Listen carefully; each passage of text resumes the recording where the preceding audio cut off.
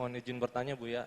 Saat ini sedang viral video seseorang yang mendapatkan amanah berupa rambut Nabi dari Majelis Ulama Tarekat Internasional.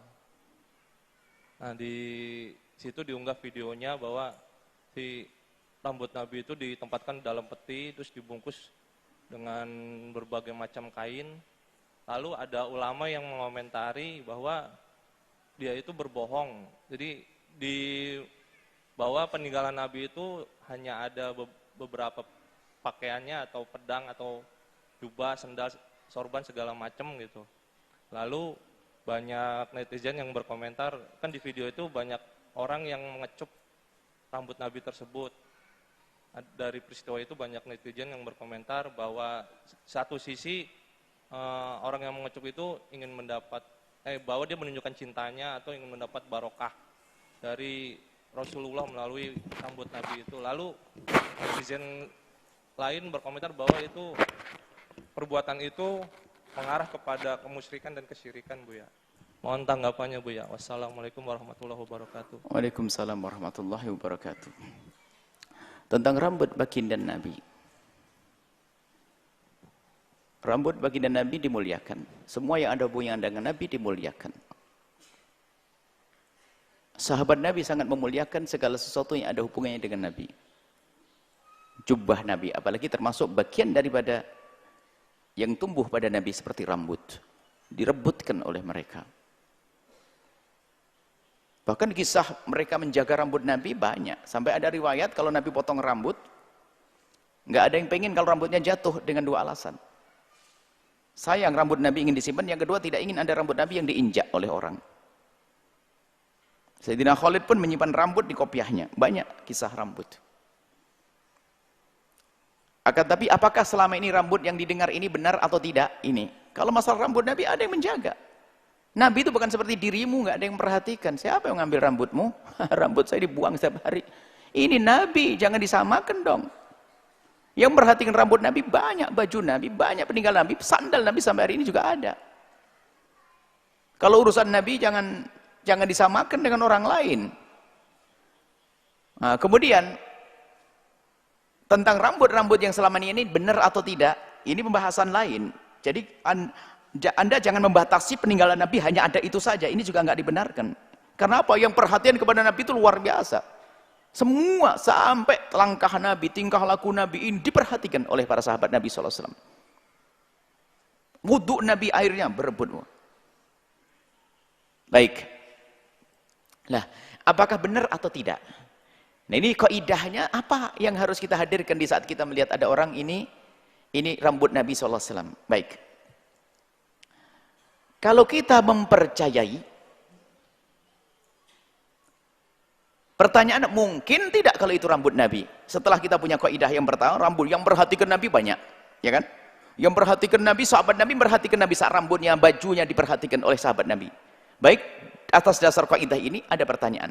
Mungkin tidak kalau itu rambut Nabi SAW? Seberapa persen pun mungkin atau tidak? Jawabannya jelas mungkin. Jadi mungkin bohong juga? Ya mungkin bohong orang itu. Berarti mungkin bohong, mungkin tidak. Baik. Kemudian, kalau orang itu bohong, kemudian kita percaya, apakah saya masuk neraka gara-gara percaya orang bohong? Kemudian, kita pun dibohongi, misalnya ada orang bohong ini rambut Rasulullah, kemudian saya percaya kalau rambut Rasulullah, saya hormati, saya muliakan, saya dapat kok pahala di hadapan Allah. Karena apa? Saya mempercayai, bahkan sebaliknya, naudzubillah. Kalau benar ini rambut Nabi kemudian saya merendahkan, loh apa nasib saya nanti? Maka lebih beruntung yang masih memuliakan, kalaupun dibohongi bukan urusanku, urusan dia yang berbohong. Kalau kaidah mahabbah itu nggak ada urusannya dibohongi atau tidak dibohongi. Yang seneng duit, saya bicara duit. Dikasih kabar, duit palsu padahal senang dia nerima, apa enggak? Wah, duit palsu simpan di lemarinya setiap hari. Aku merasa punya duit, senang. Padahal duit palsu. Karena dengan hati, ini duit, mohon maaf ini. Bagaimana dengan Rasulullah? Dikasih tahu ini rambutnya Rasulullah. Kok biasa saja? Loh, ini rambut Rasulullah. Langsung oh bohong itu. Mendustakan tidak semudah itu. Tapi kaidah selamat lebih mudah saya mempercayai daripada saya mendustakannya. Sebab apa? Kalau saya mempercayai, saya menghormat, nggak akan ada bahaya kepada apapun. Karena saya menghormat atas dasar keyakinan saya. Saya mengira itu rambut Nabi, saya hormat, saya muliakan, selamat saya dapat pahala kok. Tapi sebaliknya kalau saya mendustakan, saya tidak peduli, saya tidak menghormat, saya telah merendahkan. Nasib buruk. Maka kaidah percaya lebih mudah dalam hal ini. Saya percaya kalau ada orang bohong urusan dia. Alhamdulillah saya melihat orang-orang yang anggap saja itu dibohongi tapi saya melihat orang hatinya lembut. Suatu ketika ada rambut Nabi dikatakan rambut Nabi keluar. Orang mencium pada menangis. Apa yang menjadikan mereka menangis? Kalau rambut saya tidak kira nangis orang ini. Karena dia merasa ini rambutnya Rasulullah menangis. Berarti ada di dalam hati mereka mahabbah kepada Rasulullah. Ini yang membanggakan saya. Saya melihat umat seperti itu. Kalau masalah rambut bohong, urusan yang bohong. Ini kaidahnya. Jangan gampang mudah mendustakan. Dusta. Jadi selagi itu mungkin, yang percaya oke. Yang percaya alhamdulillah. Kemudian jika mempercayai, menghormati dan sebagainya, enggak salah, enggak dosa. Termasuk saya hubungkan dengan masalah ahli bait Rasulullah SAW. Jika ada orang datang kepadamu, dia mengaku dia ahli bait Rasulullah, lebih mudah saya, lebih enak saya percaya daripada saya mendustakan. Sebab kalau saya mempercayai, saya menghormati dia. Kalau salah, dapat pahala di hadapan Allah, dia yang bohong kok. Tapi kalau dari awal saya dustakan, kalau benar, saya tidak memenuhi hak ahli bait Rasulullah. Sama, dengan rambut Nabi pun juga sama. Maka percaya lebih aman daripada tidak percaya. Ini kaidahnya sederhana. Ada pun orang yang bohong urusannya. Sama orang mengamalkan hadis. Hadis palsu boleh nggak diamalkan? Tidak boleh kalau kita tahu hadis palsu. Tapi ada orang sangat soleh nggak ngerti kalau itu hadis palsu, diamalkan, ada pahalanya di hadapan Allah dan Rasulnya. Sama kasusnya. Baik, rambut bukan kayak hadis, silsilahnya kan hadis. Kalau rambut nggak ada urusan amal dan sebagai urusan percaya. Kalau hadis kan ada silsilah buku hadisnya, rijalul hadisnya. Kalau rambut ya antara bohong dan tidak bohong.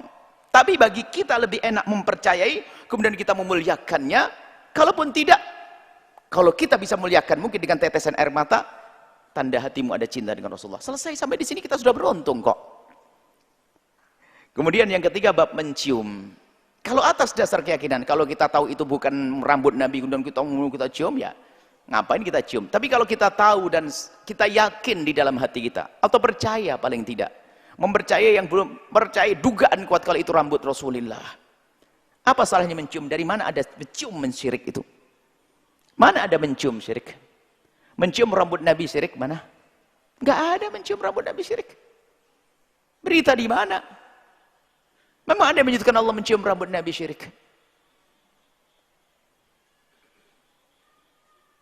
Mencium rambut Nabi tidak syirik. Mencium tangan Nabi tidak syirik.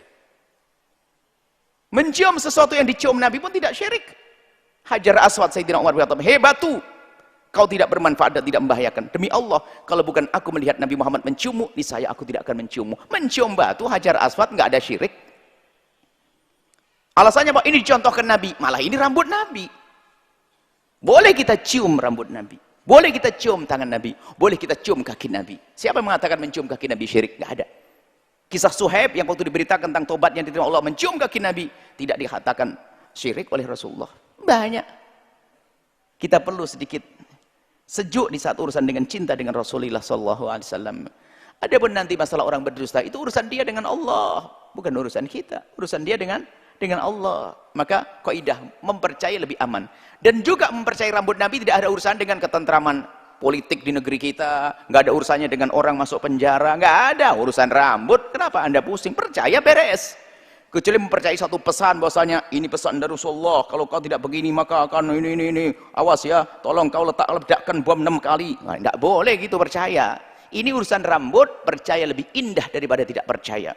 Kita mendengar berita ada rambut di Australia sana, mendengar ada di Yordan sana, kita lalu ada di Singapura sana, ada berita rambut kita khusnudon, semoga itu benar. Kalaupun tidak benar, urusannya yang berbohong, tapi orang datang dengan cinta. Itu yang mahal, cinta kepada Rasul sallallahu alaihi wasallam. Wallahu a'lam bissawab.